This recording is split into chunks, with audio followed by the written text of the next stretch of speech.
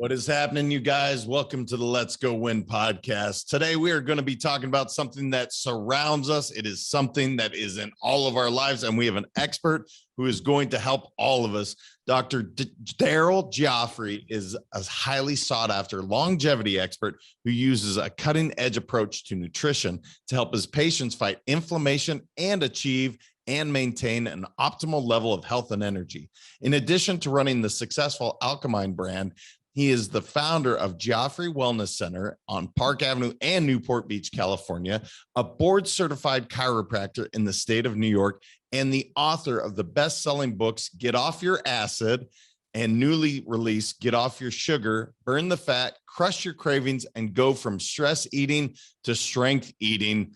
Brother, you have so much to give. I cannot wait to do this. How are you doing this fine?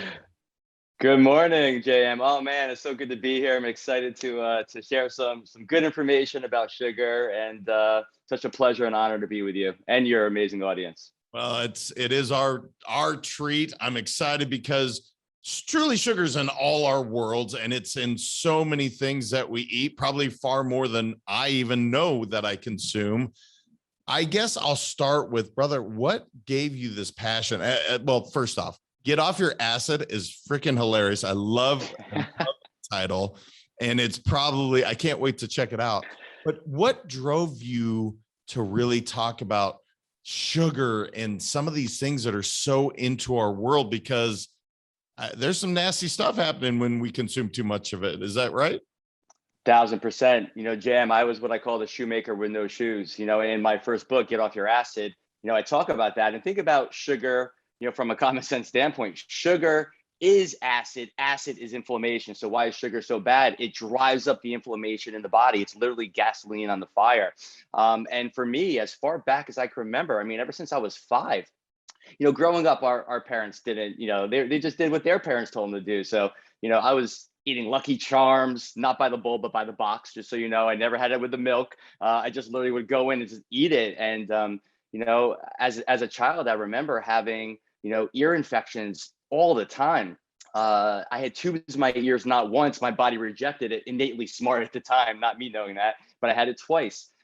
So this was something I grew up with, just eating a lot of it.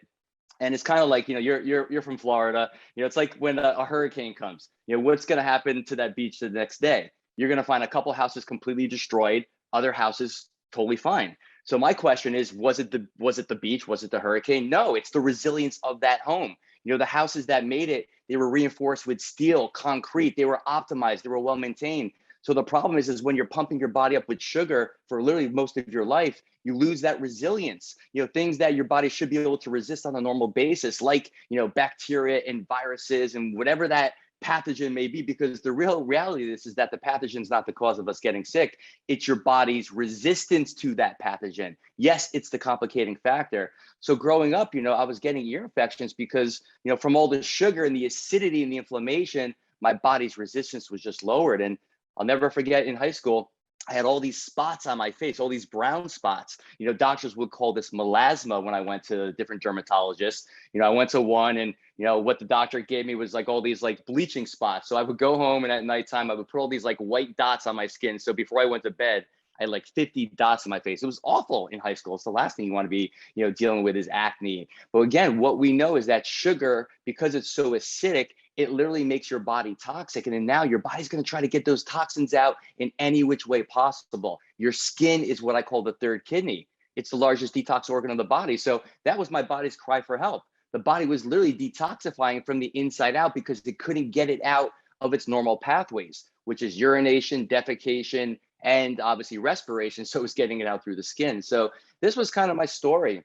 And, I went to college. I played soccer at Boston College. I played for the under 20 national team. And I was the kid on the bus with a big bag of candy that, everyone wanted to be around because I was giving them all the different things. But I just look back, Jam, and I just think about how my performance could have been different, if I wasn't addicted to this substance, because sugar is not a food like so many people call it. It's a drug, and it's literally become America's drug of choice. So literally I had to become an investigator. And like any good investigator does, they follow that evidence, and that evidence led me to these foods that strengthen my body and to the underlying reasons of why we're addicted to sugar in the first place, which is ultimately a magnesium deficiency, amongst other things. So I just started adding the foods into my body without that deprivation approach, because it just doesn't work. It might get there for some people, and I think that's a noble approach. But the problem with that deprivation, I'm just going to stop it all together, is that you're not addressing the underlying reasons of why you're really addicted in the first place. So I literally just started to add green juice into my diet, which is the core of what I now call a strength eating diet. And it was amazing. I mean, literally within just a couple of weeks, my cravings had diminished immensely. Within 3 weeks, they were gone.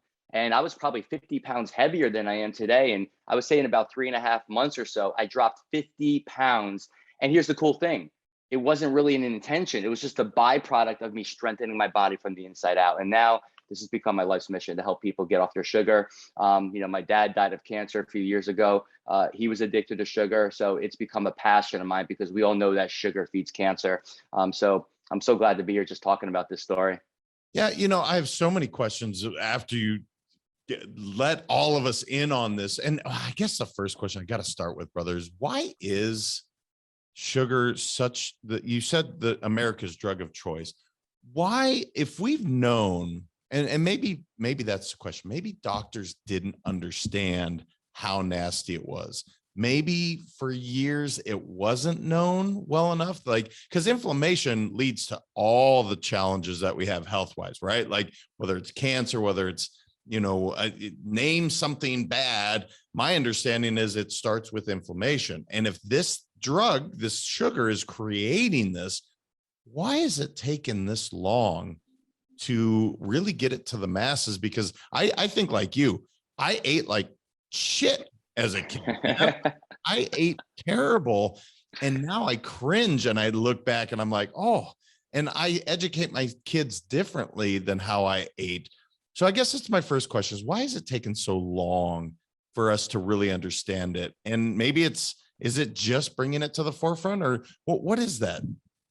Oh man, it's such a phenomenal question, and I'm with you with the kids. I mean, we definitely got to talk about that, because I think it's so important. We got to be the role models for our children, because children are more addicted than we are. I mean, the average person's eating 130 pounds of this stuff every single year. That equates to about 38 teaspoons a day. And the problem with that is our body can't metabolize more than 6 teaspoons. So after that, it just becomes a liver toxin.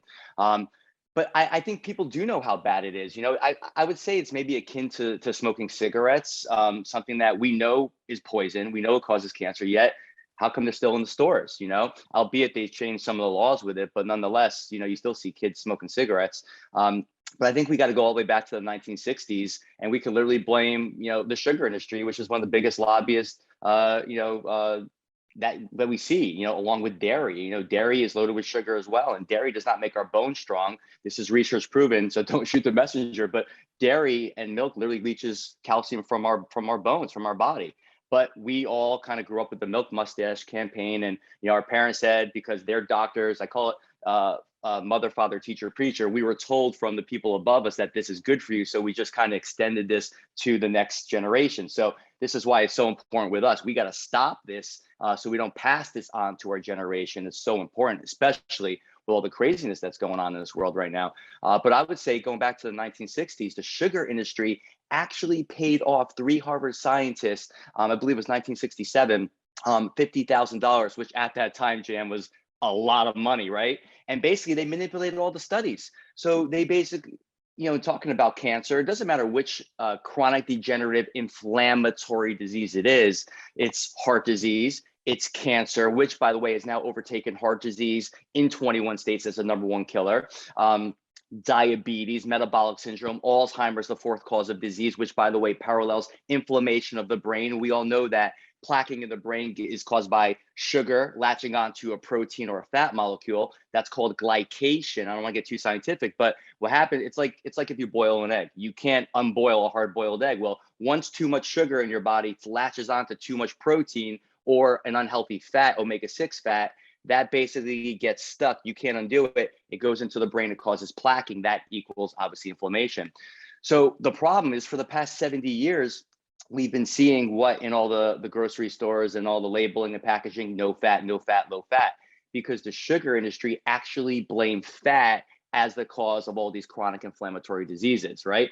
And you have to understand is that there are fats that kill, and there's also fats that heal. So there's good fats and bad fats, right? But there's no such thing as good sugar, right? So, there's worse sugars, but so the problem is that they basically took all the fat out of the food, but now the food tasted like cardboard. So something had to be done about that. So in came sugar and also artificial sweeteners, which I'm going to actually say is probably worse than sugar for you. In came sugar to the rescue. And in the last 70 years, you've been seeing no fat, low fat. Well, what was in place? Massive amounts of added sugars. And now I'm glad to see that we're actually finally getting some conscious label reading where you have to put the added sugar amounts. But this is where the manufacturers get us, JM, is that you go to the other ingredients. Years ago, you just see sugar. And what happens with the label is the number one ingredient is the actual one that makes up the most of that specific product, right? But now there's over 62 names of sugar, 62 names of sugar. You'll see maltose, you'll see dextrose, you'll see sucrose, you'll see maltodextrin. I mean, cane sugar, the names go on and on and on. So now you'll have 7 different forms of sugar, which to the average person reading that label, they don't know that that's sugar. But when you add up all those different ingredients, guess what? That becomes the number one amount of that ingredient, that's sugar. So I think it's been a huge pack of lies we've been led, and the manufacturers, I hate to say it, they don't want you to be healthy. They want you to be customers of this sickness industry for the rest of your life. And this is the reason why we're so sick. Sugar has literally snuck its way into our diet. It's hiding in so many foods, even foods that we consider healthy, like oatmeal, right? Protein bars, pasta sauces, salad dressings. It's loaded with sugar. And that is where we're getting sick. It's not like the stuff like I was, for me, it was Caramella bars, it was Coke, it was Nestle's Crunch bars, but it's like, it's all these other foods that are kind of sneaking its way in with that sugar. Well, and that leads me directly into the next question, which is there's so many different hidden sugars. I mean, 62, brother. Holy cow. Like, I think I read at least 1 to 2 nutrition books a year. It's just something I try to stay up to date on. But could I read the back of a label and truly know this is that? And that's where I'm really hoping we can try to simplify it. And I'm sure you will for people, because again, I'm glucose or glucose, lactose and gluten intolerant. So I don't eat that. But here's what I found. A lot of those gluten-free foods, they have these extra gums and sugars. And I'm finding all this out later. So how do we dispel and figure out how to properly read this? Because again, you tried not to get scientific and I was already like, holy cow, I got to. So I want for the layman out there, for people that aren't even reading, several nutrition books a year, how can we best look at a label and have an idea of like, this is okay for me, this is not. I'm really curious if it's just, look, go to this side of the grocery store, don't go in the middle, if that's the idea, but I'm really curious to see how you go about it in your daily life. Yeah. I mean, ultimately that's the answer right there is, you got to go to if the food can die on you, usually it's a good food. So it's a vegetable or a fruit, and that's what we want to make up 80% of our diet. Listen, this is not about being 100% hardcore. This is one of the things I love about Kelly Ripa. She talks about living that 80-20 lifestyle where 80% of the foods need to be healthy, foods that strengthen your body, fill your body, and then you have a little leeway, So if you want to have a glass of wine, you want to, have a little piece of chocolate. I'll tell you, we could talk about some swaps later, which is the better versions of these. And that's kind of my whole mantra is that this is maybe a food you should never have. This is a better version. This is your best version. And that's kind of how I got off my sugar ultimately. So like 80% of the foods you want to have plant-based. You want to have, lots of salads and, stir-fried greens and steamed greens and healthy fats. And I would also love to go over what I think a good strength eating plate should look like so people know what their plate should look like from a visual standpoint. I don't believe in calorie counting. It's crazy. The numbers just drive me nuts. So I agree with you. Let's make it simple. So back to the label, the last thing you ever want to see on a label is added sugar. So if you see, and that's the new law that they created last year where you have to put added sugars in. And added sugars just mean they're putting something in there that they're trying to make it taste better for you. But that's the last thing that you want. And it's interesting because the gluten-free industry did exactly the same thing that the sugar industry did. So, when you take the gluten out, it tastes like crap, right? And what does CRAP mean? Completely refined and processed. That's what they do to it. And they're just adding the sugar in. So I always say there's nothing free about gluten-free. So be careful of the gluten-free foods. And so look for the added sugars. And then you got to look for the total carb count, because carbohydrates is another word for sugar, right? So when you see that number just kind of getting really high, then you got to be on the lookout. But I would say, just to keep it simple, if it has added sugar, put it back. Let's find another specific ingredient. Almond milk is a perfect example. People think almond milk is a health food, and I love almond milk. We use it every single day. But you have to get the unsweetened kind of almond milk, because so many almond milk labels out there have added sugar in it.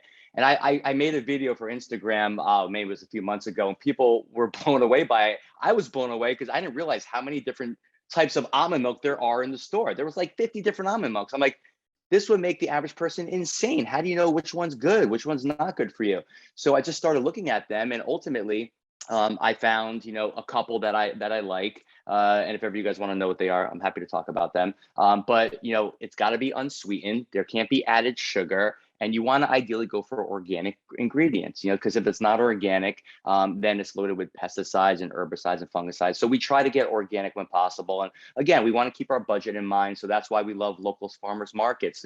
You go to the local farmers market, you're going to be getting healthy food. These are amazing people. We got to make relationships with these people, because they are growing all these vegetables, and they're organic. They're kind of right locally sustainable. So that's kind of what we like to do, more so than going to the grocery stores. They're more cost effective. They're better foods, and we love to support these local farmers. Yeah, I like how you're giving some basic tangible tips. And I want to go back to one that you mentioned. And then absolutely, I can't wait to hear what a strength eating plate looks like, because I have in my mind, but I'm curious to see how close I am. I think you're pretty close. You're looking pretty good over there, brother. I appreciate that, brother. I try. But you mentioned green juice. And one of the things you said is you add this a green juice to your diet, I think on a daily basis, is what you said. And that eliminated so much of your cravings. You just said the unsweetened almond milk, and I immediately went to my 12-year-old, who, try as I might, brother, I can't get him to do the unsweetened, right? He likes that sweetness. So my question is, how can I work with a kiddo? Is it adding somehow green juice so he no longer craves that sweetness taste? And or is there and I'm just going to say a stevia, something like that can assist with those kids, so that they're not being the weird kid that can't have, you know what I'm saying, where they can't 100% a cardboard. How do you best, I know you have little ones, how do you deal with that? Oh man, this is a phenomenal question, and I'm so passionate about this, because I see what I have a 5-year-old and 8-year-old, and I see what their friends are eating, and it's horrific, and when I say that kids are more addicted than we are, they are. And it is a drug. I mean, the sugar lights up the dopamine in your brain 8 times more. So, how do you know if your kid's addicted or not? Don't give them food for 2-3 hours and see how they act. And trust me, they become little monsters, and it's sad, because it's not our fault. It's not your fault. It's not the parents' fault most of the time, right? It's the fact that sugar is in so many things, and they just get that flavor for it. And it goes back to breast milk. I mean, breast milk literally has a little bit of sugar in it, because that's innately a part of our protective mechanism. We have to make sure our species goes on. So we want to make sure that the children will take on to the breast milk, but it's natural, it's healthy. This was a challenge we ran across. I remember when we were in New York City at the time, and God, Braden, my 8-year-old now, must have been like 4 years old, or whatever age it was. And you can come in as a parent and read a book for the children, which I thought was awesome. So when it was our turn, I'm like, Chelsea, my wife, I'm like, we're not going to bring in a book. I go, we're bringing in a freaking juice bar. So we literally got, I didn't bring my we have different juicers. We're crazy like that. But I brought like the simple juicer that you could just throw it in the top, and, the stuff goes flying. So we brought the juicer in, we brought vegetables, and to your point, a little bit of green apple and pear, because you can't go from like one extreme to the other extreme. It's just not going to work, because your taste buds are desensitized to sugar. And here's the cool thing, by the way, is that your taste buds actually roll over every 14 days. So when I say that within a couple of weeks, you can get off your sugar, that's how it happened with me. Just by adding and not taking away foods, within 2 weeks, my taste buds actually started to crave the good stuff and less of the bad stuff. So if you're in that place, just keep going. The willpower might have to get you going for like the first couple of weeks, but after that, this will become a habit. 21 days and 90 days, it becomes a lifestyle. So keep on going. Start with one thing. Keep it simple, right? For me, I think green juice is the most powerful, and that's why I brought this into the kids, because it is the core of a strength eating diet. Why is that? Because chlorophyll is the most powerful food on the planet. That's what greens is made of. And when you look at actually the main mineral in chlorophyll, it's magnesium. And when I started with my story, I talked about how I was massively deficient in magnesium, because here's the problem. Your body needs about 54 molecules of magnesium to neutralize just literally one molecule of sugar. So we become so depleted. So we want to add foods into our body that are going to strengthen our bodies. Well, why do they strengthen our bodies? Because they have these mighty minerals, magnesium being the biggest deficiency. So we brought in all these different like greens, and we had some green apple. And that's the thing you got to be careful of, is that just because it's a green juice, just because it's a smoothie, it doesn't mean that it's actually healthy for you. I mean, the average smoothie that you buy in a store that's in a bottle, store-bought, has about 24 teaspoons of sugar. Teaspoons of sugar. Remember what I said, you don't want to get really more than 6 to 9, 24 teaspoons. So fresh is best. If you can make it yourself, awesome.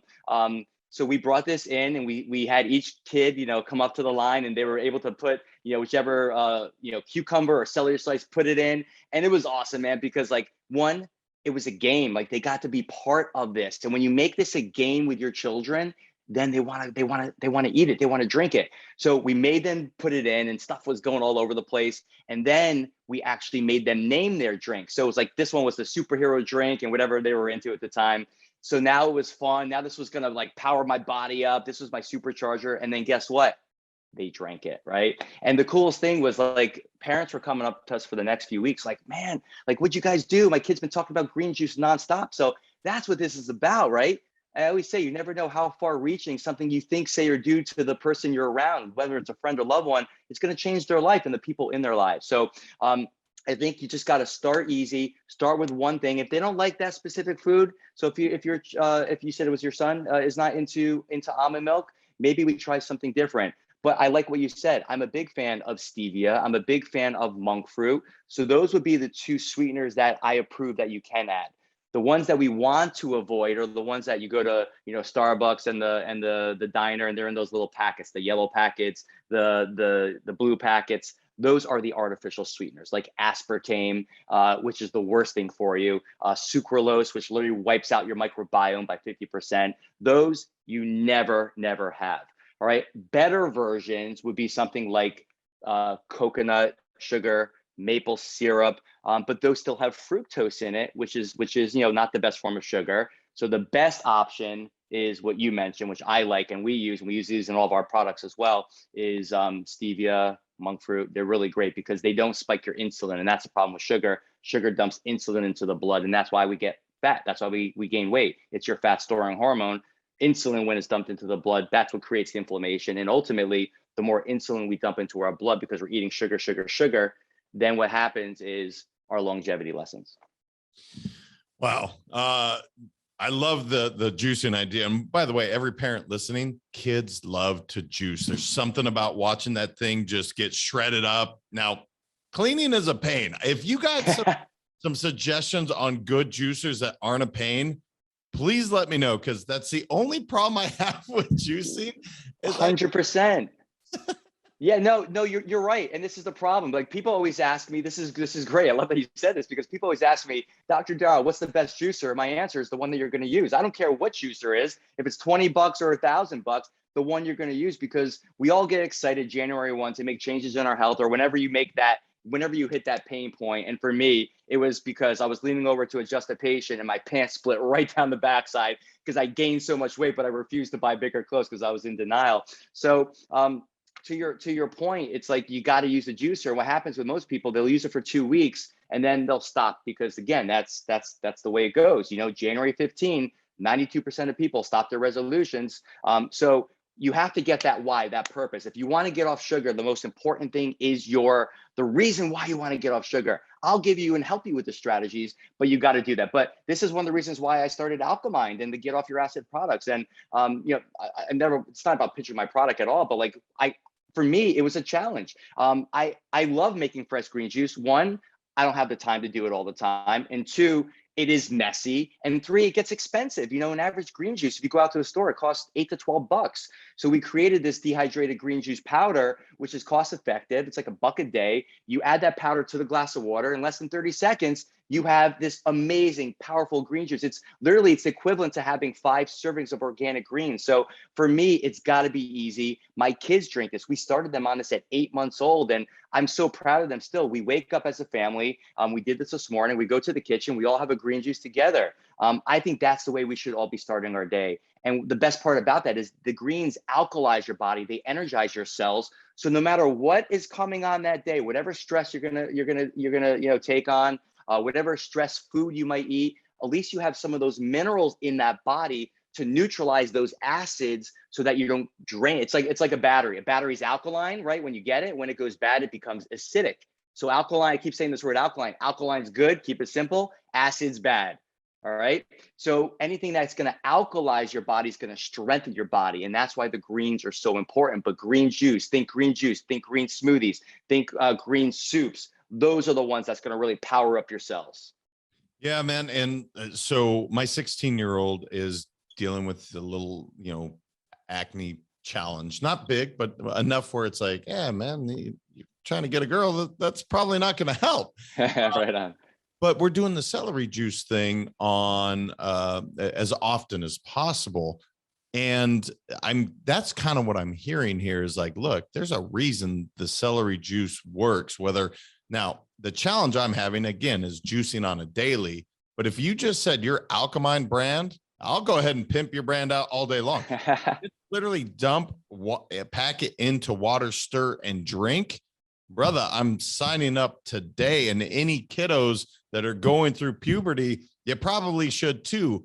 What is it about celery juice or green juice in general? Tell me one more time. Why is that? That's just helping the skin not put the toxins that way? Is that a simplified way of saying that? Yeah, and I love celery juice. Celery juice is incredible. It's loaded with minerals. And the reason why, if you see anything on the skin, it doesn't matter if it's acne, psoriasis, dermatitis, eczema, whatever name we decide to call it, because a name is just a name. We got to get to the root cause of why this is happening in the first place. So the cause of this is leaky gut. So our guts are toxic. It's one of the core things I start with my clients. It doesn't matter what the downstream problem is, whether it's skin issues or hormonal imbalances or weight gain. All right, you got to go back to the gut. But what happens is toxins are getting into the body. So what the celery juice is doing and what the greens are doing is they're neutralizing those toxins, those acids. Think about like a magnet. It's like those minerals go to those toxins like a magnet.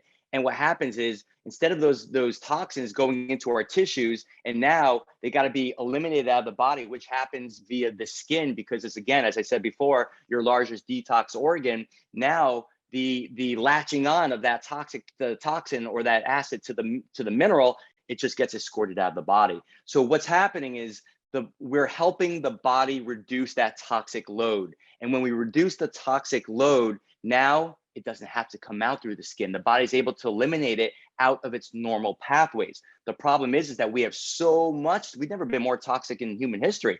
So what's happening is now the body can't deal with it, and the body's releasing out through the skin. So if you see something happening on the skin, it's just a sign that there's probably too much sugar in the diet. There's probably too much carbs in the diet. The gut is inflamed, and we just got to get to that root cause. So we just got to start to add more foods in that's going to help the body, not hurt the body. Do some things to strengthen the gut. I have a few biohacks that we can do that is great for gut strengthening. One of them just went viral on TikTok. It's got 69 million views, which is super exciting. It's called the internal shower shot. But there's all these little simple hacks that we can do just to kind of promote good gut health, because ultimately the toxins start in the gut. They go into the body via that leaky gut. But again, what the juice is doing is it's neutralizing those toxins so that they don't make their way out to the skin. Does that make sense? Oh, it makes sense, brother. And again, leaky gut. I've taken out so many foods out of my diet, foods I don't want to give up, like red meat, for instance. I'm from Montana. I no longer eat red meat, but it's because my stomach is constantly in pain. And I have to imagine, leaky gut is just a part of that. The challenge I have, and my question to you is, are you a real popular guy in the medical world? Because again, typically, acne happening, we're going to give you a pill to solve this problem. So it's a pill on top of a pill. That's not what you're really talking about here, brother. So I'm curious. There are a few of you in the medical community that are doctors that have said, let's not fix it by throwing another pharma thing at it. How are you sitting with your colleagues, brother? Are you like the leper as you walk through, like, let's take money out of our pocket? Well, I can say I am the leper for many of the doctors who are just throwing drugs at their patients, because again, you're not serving your patient. And listen, thank God that we have medicine. It saved both of my parents' lives, but this is for crisis care. Where medicine comes into play is when there's a crisis. God forbid I get hit by a car out there. Don't take me to my office. Take me to the hospital, because we need crisis care. And that's my whole point. But we don't have a healthcare system. We have a sick care system. So what are we doing on the 364 days when we don't have that injury or that crisis, right? So yeah, I mean, I have a lot of colleagues in the medical world that we work great together with, because they're functional medicine doctors, and they understand that what I'm doing is I'm getting to the root cause, and they support that, and they're referring their patients to me because they don't do what I do. And I'll never forget, I had a client that because one of the things that causes these issues is something called H. pylori. I'm just using this as an example, so don't worry about H. pylori. But we did a specific GI test. It's a stool sample test, right? My son calls it the poop test. We did it on him. He loved it. He was 7 years old at the time. He went crazy for it. But we found H. pylori in her stomach, which was causing her reflux, causing ulcers. And she had gone to her doctor, who did an endoscopy, and said that there was no H. pylori. All right, but my point was that the doctor was blown away. He's like, he said to my patient, whatever your doctor's doing, he needs to patent that, because it's incredible. Now, it's not my test, right? It's just a test that I know I need to do, because I need to find out what the cause was. And I was able to get to the root cause. There was other things going on, put that specific patient on a gut healing protocol. And 6 months later, guess what? Her reflux was gone. She was on 80 milligrams of medication, and she's off that medication. And she was suffering, I'm telling you, for 10 years. Those first few calls, I mean, there were tears on that, because that's how bad it affected. And listen, I'm passionate about reflux because my dad died of esophageal cancer. That's why I really got into reflux. So to your point, it's, the doctors that get it and truly want to help their patients, we create this network. You have to have a team that you can go to.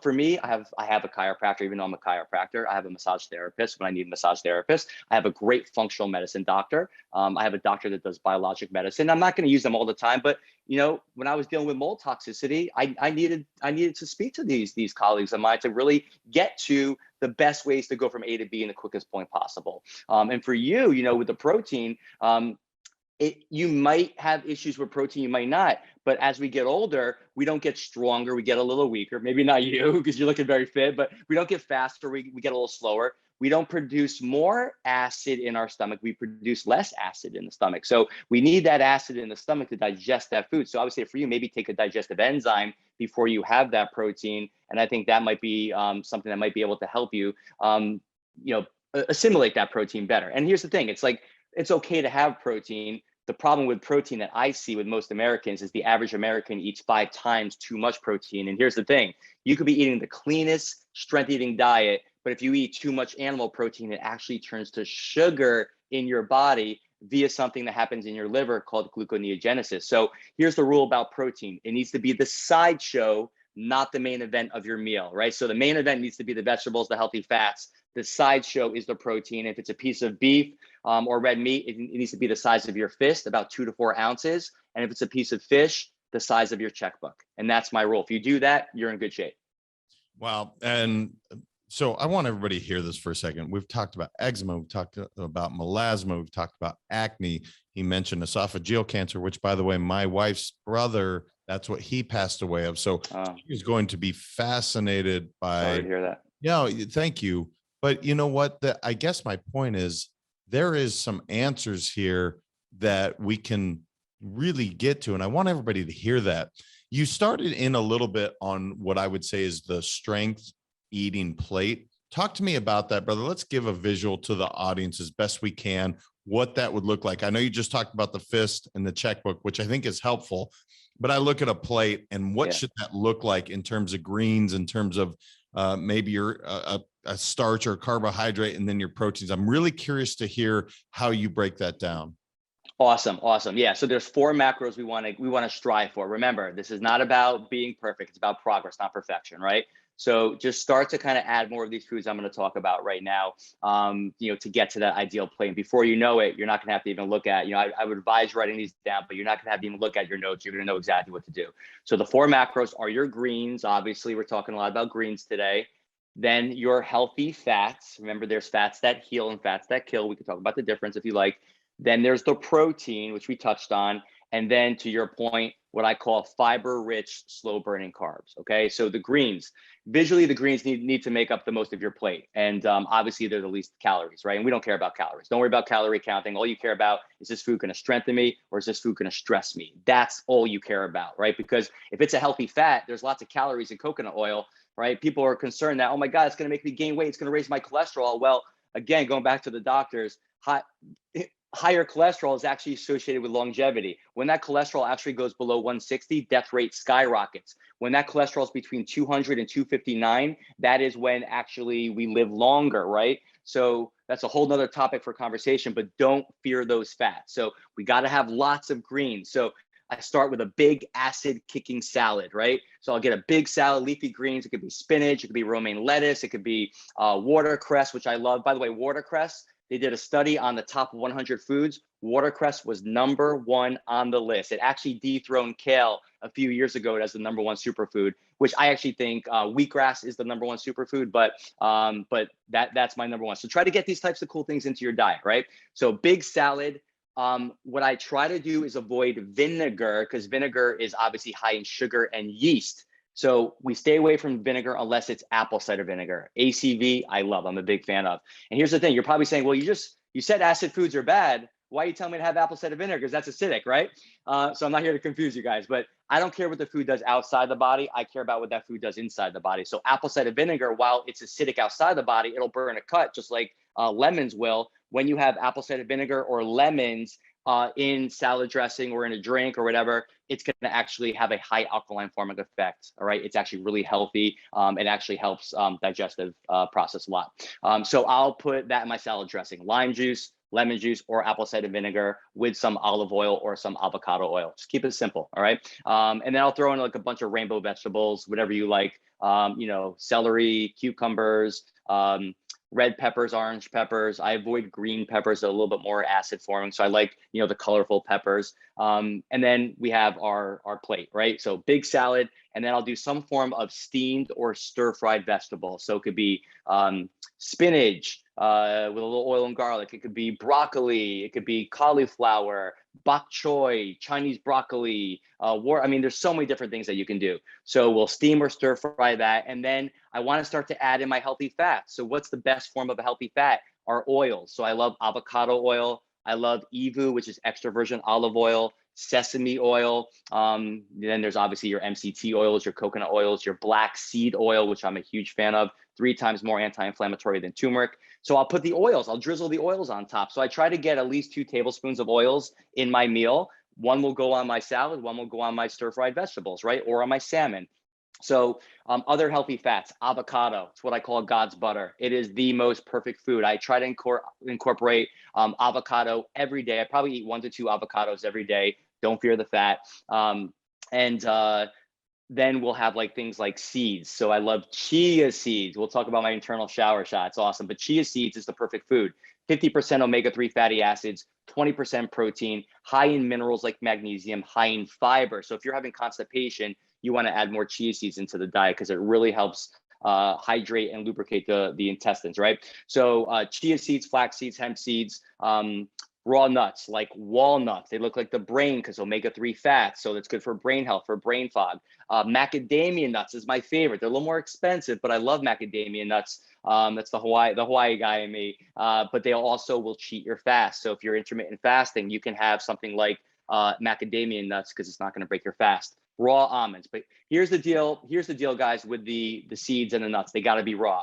If they're dry roasted, then they turn to trans fats. And why is that bad? Because trans fats increases inflammation. So let's go for the raw oils, the raw nuts, the raw seeds, and just try to incorporate these any which way you want. All right. So just throw them onto everything that you're eating. And then we have the protein, which we talked about. So again, the protein's the sideshow, not the main event. Quality is as important as quantity. So we talked about quantity already, 2 to 4 ounces per meal, not more than that because it turns to sugar. But the quality, please, please, please try to get grass-fed if it's beef or chicken, and if it's actually fish wild caught. This is why we go to the farmer's market. I get times are tough right now. You know, we got to keep our budgets in mind. But again, you know, if it's not wild caught fish, it's Frankenfish. You know, it's farm raised. The stuff that they're putting into this, it will scare you. I hate to say it, I'd probably rather go hungry than eat that crap. That's how bad it is. So that's why I say, please go to the farmers markets. You're going to get these things for much less cost than it will if you're going to a grocery store or a butcher or whatever like that. And by the way, chicken becomes the most inflammatory protein if it's not grass fed, because it's fed with corn and soy. And corn and soy are inflammatory omega-6 fats. All right. So we got the greens, we got the fats, we got the protein, and now what we call the fiber-rich, slow-burning carbs. So this would be things like quinoa, which is not a grain. We want to try to avoid grains because grains equal sugar, right? They spike up the sugar. So try to avoid the white rice and the brown rice when possible. The better swap would be quinoa, which is a seed, not a grain. Wild rice is great. It's a grass, not a grain. Cauliflower rice. I love sweet potatoes with a little coconut oil and cinnamon. Root vegetables are my favorite. We love root vegetables. The squashes, butternut squash, spaghetti squash is a good swap for spaghetti. And then it's about the sauces that you put on it. Winter squashes, yams, so things like that. So that's what your fiber-rich, slow-burning carbs are. But here's the rule on that. You want to go for a half of a cup per meal, not more than 1 full cup per day. And, you know, fruits you can add into that fiber-rich category. But I like the lower glycemic fruits. So lemons, limes, avocados, tomatoes, grapefruits, berries, blueberries, which I call brain berries, high antioxidants, acai berry. So we love acai bowls for our kids. Watermelon, it's mostly water, so that's neutral. So those are the types of foods that we like to incorporate in that strength eating plate. Wow. Macadamia nuts don't break my fast. Please tell me I heard that correctly. You heard that correctly. Oh, this is wonderful. All right. I'm looking at the time and I have to choose my questions very carefully because sorry, I could go on and on. Oh, you have so much knowledge. It's amazing. All right, let's go the top 3 to 5 no-nos when it comes to foods that you're like, dude, these should be banned. For instance, and I'll just throw one out. You can tell me I'm crazy or not, but I just threw out all our canola oil that was in our cabinet. I was like, babe, I know enough to know this is really bad. So your top 3 to 5, Dr. Daryl, that you're like, no, man, you got to take these out. Yeah, you named the top one on my list. All right. So again, fats that heal, fats that kill. Omega-3 fats like fish oil, chia seeds, those are good ones, right? The fats that kill are the canola oils, the sunflower oil, the safflower oil, the soybean oil, the corn oil, cottonseed oil. This is where another thing, when you look at that label, this is where they get, and here's the problem with this, why I say they're actually worse than sugar. When you eat sugar, you can actually burn off the sugar right away because your body knows it's a dirty fuel and wants to get rid of it. But these oils your body can't get rid of, and they become massively inflammatory to the body. So bar none, what you just said is number 1 on the list. Not even close. So when you go to the grocery store, all that stuff that you see in the boxes, this is how they make the foods taste better, right? So you're going to see soybean oil or safflower oil or canola oil. You got to look for that. If you see that on that list, boom, get rid of it. Like your kids' cereals, you're going to see these things on there. And there's better options, right? So that's number 1. Number 2, I know a lot of people are going to hate me right now. They're going to hate me. Peanut butter. Oh. Peanut butter is in the top of the list because peanuts have a fungus, and this is someone who recently dealt with mold toxicity from a home that we were living in that we didn't know was the invisible enemy. But peanuts have 21 different forms of aflatoxin, which is a cancer-causing fungus. And what they do is they take the pretty looking peanuts with less mold on them, and they use those for the cocktail peanuts. But the ones that have a lot of mold on it, and by the way, mold, I'm going to tell you right now, is one of the worst things for your body. And literally it will cause cancer at some point. And what they do is they take the moldy peanuts, they mash those up, and that becomes the peanut butter. And you know, this is the stuff that so many kids are eating, you know, look back at all those commercials. So what's a better option than peanut butter? You're going to use raw almond butter. It's great. And I love cacao butter. I love hemp butter. But those are two of my big ones. Carbonated water is another big one. Carbonated water is massively acidifying. Think about when we were all wearing the masks, you know, why are those masks so dangerous for you? It's because we need to breathe, you know, and we're getting that oxygen in, but you need to get that CO2 out, which is we need CO2 to some degree, obviously, but CO2 is a waste product. But what happens is we're breathing that CO2 back in. So with carbonated water, you're actually injecting CO2, which is a waste product, which acidifies our blood, which makes your body more acidic. Acid equals inflammation, right? Remember that. So you got to be careful of carbonated water. So if you love carbonated water, limit it to one a day, put a slice of lemon in that. And that's a better way to kind of deal with that. Mushrooms, you got to be careful of mushrooms because mushrooms have fungus. Now, I love mushrooms, medicinal mushrooms like chaga. Like we have an immune product that chaga is the main ingredient in it because it's so powerful for your immune system. It's got powerful antioxidants, but you gotta stay away from those mushrooms that you actually find in a store because they are loaded with fungus. And again, fungus is one of those things that we just got to be careful of because of the mold. Most corn is genetically modified. I would say all of it is. You might be able to find some from your local organic farmers market, which we do from time to time. But above and beyond that, corn, I mentioned how peanut butter has 21 forms of aflatoxin. Corn has 25 forms. So corn, listen, it's cool here or there, but please, if you're going to eat it, make sure it's GMO-free organic and just eat it in moderation. And that's my thing. It's like, it's not about deprivation, guys. It's about moderation. If I'm making some people angry right now with these foods, I get it. Please don't shoot the messenger. But I'm not saying avoid these foods. I'm saying don't eat these foods every single day. And if you are going to have that food, surround that food around other foods that are much healthier so you can deal with some of those toxins in the body. So if you love wine, have a glass of wine, but have some minerals before that, right? Have a green juice. Surround that around foods that strengthen your body. So if you know what's ahead, the key to being healthy is anticipation, then you can deal with what's coming. All right, we're going to do two quick ones just because, again, I have to ask, and I'll kick myself if the audience doesn't hear it too. The top three supplements everyone should be doing if you do believe in supplements at all. And maybe that's a loaded question, but top three supplements everyone should do on a daily. Okay, I'll rip them real quick. There's 5 in my book that I say even your kids have to have. Number 1 is magnesium. Please make it a balance of other minerals. So we have a great one called Acid Kicking Minerals, which has your magnesium plus other ones. You don't want more calcium than magnesium because then you can't absorb the calcium. So the number needs to be equal, 1-to-1 ratio. Number 2, omega-3 fatty acids. The biggest deficiencies I see in my clients, especially during pregnancy, is magnesium and omega-3 fatty acids, which is fish oil. Yes, eat fish, make it healthy fish, wild caught. You still need to supplement, okay? Number 3, probiotics. We get 1/1,000,000th the amount of probiotics that our ancestors used to get. Probiotics means for life. Antibiotics means against life. So we need to nourish our gut microbiome. The probiotics are the flowers for the garden that take out the weeds, right? Number 4 and 5 are linked together. We have a great one of these on our website. It's vitamin D3 plus K2. So D3 is number 4, K2 is number 5, and not in any specific order, by the way. D is not even a vitamin, it's a hormone. I mean, it literally does over 1,000 different things in the body in addition to increasing your immune health. D and magnesium brings calcium into the body, but here's the thing.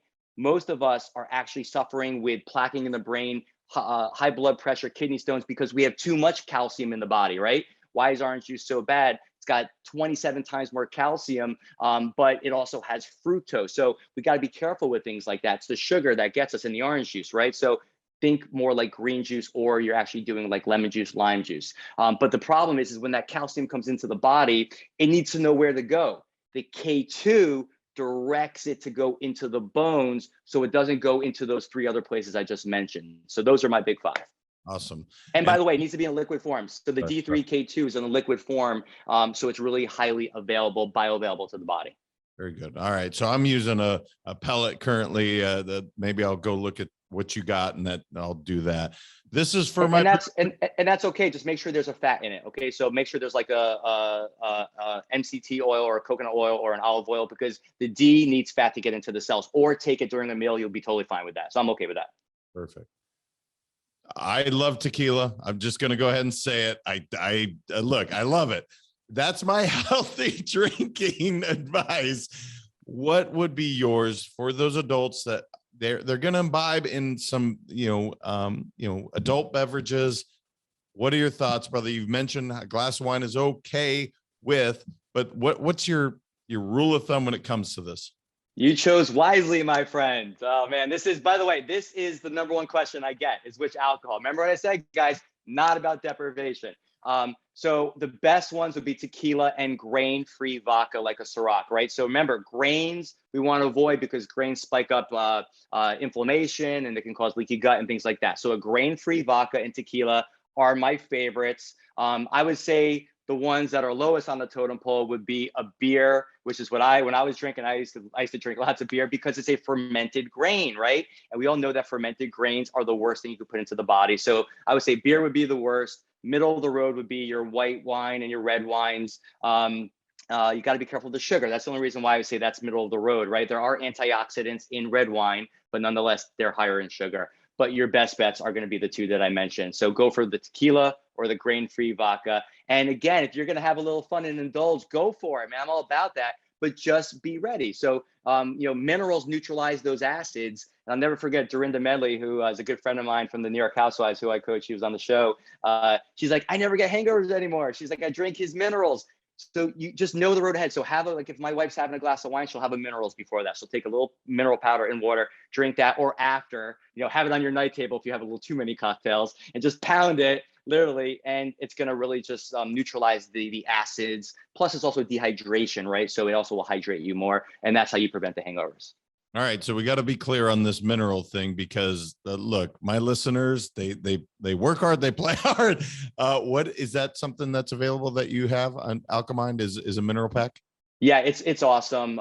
It's called Acid Kicking Minerals, and it's got yummy flavors. My daughter, she loves the strawberry kiwi. We have a blood orange, and we have a lemon flavor. And again, we talked about what's the number one supplement that we're all deficient in. It's magnesium. So if you're craving sugar, that's a great supplement for you. If you want to indulge and have a few cocktails, that is something that you'll just put in 3 ounces of water. It literally takes 10 seconds to do it. And it's so powerful.